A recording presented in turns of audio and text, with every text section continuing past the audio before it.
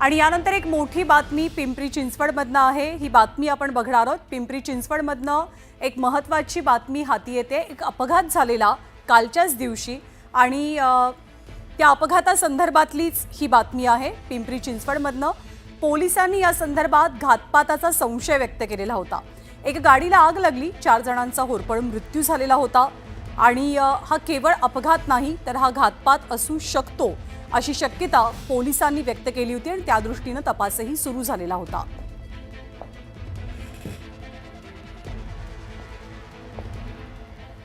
पिंपरीमध्ये वाहत जळीत कांड प्रकरणी ही महत्त्वाची माहिती आता समोर येते। सर्वांना जाळून मारण्याचा कट होता अशी शक्यता सूत्रांकडून आता व्यक्त केली जाते। हा अपघात नाही तर हा घातपात असू शकतो असा सुद्धा एक अंदाज व्यक्त झाला। पोलिसांनी सगळ्यात आधी अंदाज व्यक्त केला आणि त्या दृष्टीने तपासाची पावलं सुद्धा पोलिसांनी उचलली। यामध्ये चालकच आरोपी असल्याचं आता समोर आलंय। गाडी थांबवून या चालकानं आग लावल्याची माहिती समोर येते। प्रिंटिंग प्रेसमध्ये जे केमिकल वापरलं जातं ते केमिकल ड्रायव्हरनं आणून ठेवलेलं होतं आणि आपल्या सगळ्यांना माहिती आहे की ड्रायव्हरने गाडीतनं उडी मारली। पहिल्यांदा ड्रायव्हरच्या सीटच्या इथेच धूर येऊ लागला किंवा आग लागली, त्यानंतर ड्रायव्हर गाडीच्या बाहेर पडला आणि हा प्रचंड मोठा अपघात झाला।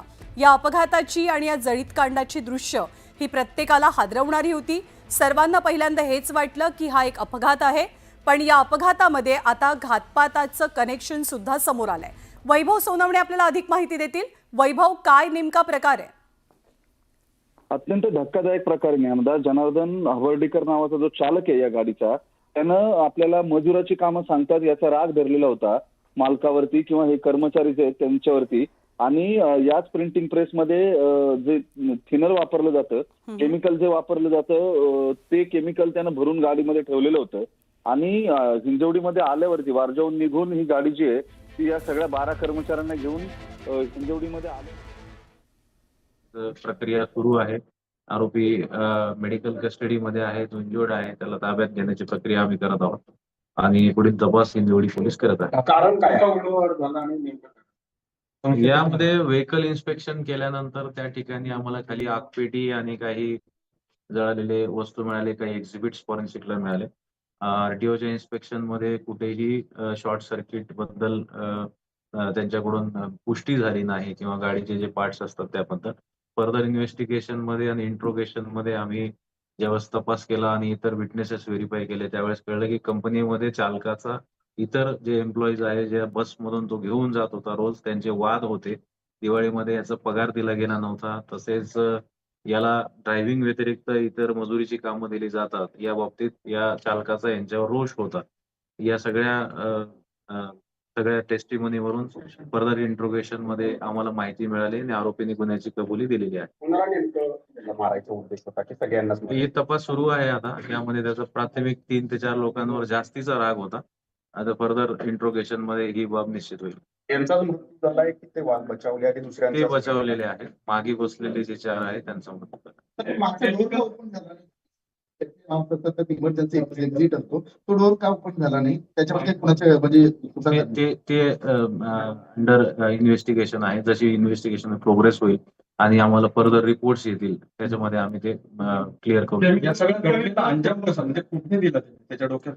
या घटनेला त्यांनी आगपेटी जी आहे ती वारजेला स्वतःच्या घराच्या बाजूला एक पानटपरी आहे तिथून विकत घेतली होती। त्यानंतर पुणे शहरामधून हिंजवडीमध्ये आल्यानंतर फेज 1 ला जे तमन्ना सर्कल आहे त्यानंतर कंपनीच्या अलीकडे त्याचं म्हणण्यानुसार त्याचा जो रोष होता तो असा होता की कंपनीत किंवा कंपनीच्या जवळ सदर घातपाताचं गुन्ह्याचं कृत्य करायचं आहे। आणि फेज 1 मध्ये आल्यानंतर जिथं उतार आहे तिथं त्यांनी उडी मारल्यानंतर गाडी सरळ जाईल आणि 1 वे आहे असं त्यांनी टोपोग्राफी बघितली आणि फेज 1 च्या तमन्ना सर्कल नंतर उताराकडे डसॉल्ट सिस्टीम कडे जाताना त्या ठिकाणी हे त्यांनी गुन्हा केलेला आहे। कधी ठरवलं होतं त्यानं? काय प्लॅनिंग कधीपासून चालू होतं याबाबत काही आले का? प्लॅनिंग बाबत अजून सखोल आमच्याकडे इन्फॉर्मेशन नाही आहे। इंट्रोगेशन मध्ये आम्हाला ते समजेल। तर पण त्या सांगा की दिवाळीमध्ये त्याला पैसे बोनस दिला गेला नव्हता, हाही राग होता? ते ओनरचा राग होता किंवा काय, म्हणजे कोणत्या रागात नाही याचं या सगळ्या नाही, ओनर बद्दल राग बाबत अजून निश्चित असं काही समजलेलं नाहीये। प्रायमोपेसी हे जे लोक तो जो रोज घेऊन जात होता यांचं आणि त्या आरोपीचं जनार्दन अंबर्डीकर यांचे डिस्प्यूट्स होते हे आम्हाला प्रायमरीली समजलेलं आहे. आणि पगार जो पेंडिंग होता याबाबत आता फर्दर इन्व्हेस्टिगेशन आम्ही कंपनीच्या टीम कडून अकाउंट ब्रांच कडून करू.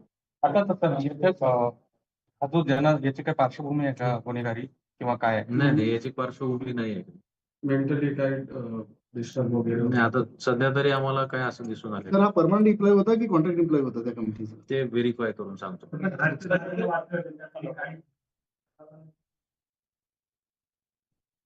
ते नाही सांगितलं तर त्याने अचानक ब्रेक करून गाडी जी थांबवली आणि पटकन आगपेटी टाकली.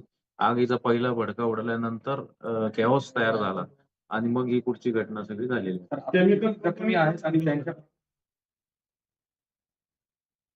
6 लोक काल रुबी हॉस्पिटलला ऍडमिट होते. एक अत्यवस्थ होता, डीप इंजुरीज ज्याला होत्या ते सूर्य हॉस्पिटलला आहे आणि सर्व सेफ आहेत, अंडर ट्रीटमेंट आहे. सर ब्रेकथ्रू कसा मिळाला? किती टीम काम करत होत्या त्याबद्दल एकदा परत सांगा. यामध्ये सिनियर पीआय हिंजवडी श्री थोरात आणि क्राईम पीआय तसेच डिटेक्शन ब्रांचची टीम होती आणि सब इन्स्पेक्टर काळे ज्यांनी या ईडी मध्ये इन्व्हेस्टिगेशन सुरू केलं होतं. या सर्व टीम्स काम करत होत्या आणि टेक्निकल एव्हिडन्सवर टेक्निकल थिंग्सवर आम्ही ब्रेक थ्रू मिळवलेला आहे. केमिकल कंपनीतनं घेतलं होतं का त्यांनी?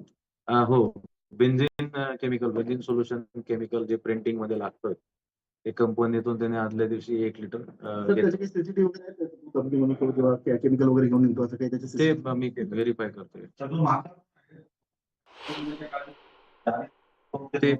ते इंट्रोगेट करतो.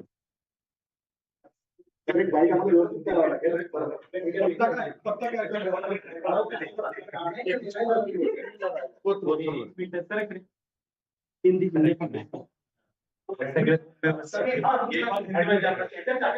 हिंदी में जानना चाहेंगे यही बात हिंदी में जानना है पूरा होता क्या तुमच्या पाठीमागे घ्या थोडं पाठीमागे घ्या ना येत नाही पेन. ब्रेकनंतर एक मोठी बातमी आहे. पिंपरीमधील बस जळीत कांड प्रकरणामध्ये एक मोठी अपडेट समोर येतेय.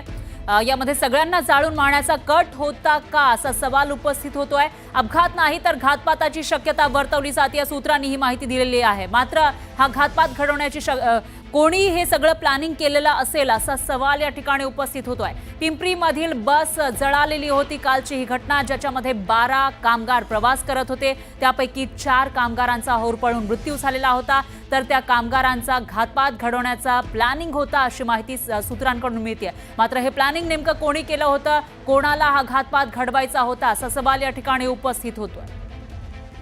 आणि याविषयी अधिक माहितीसाठी आपले प्रतिनिधी गोविंद हे आपल्यासोबत जोडले गेलेले आहेत. गोविंद वाकडे, काय सांगाल?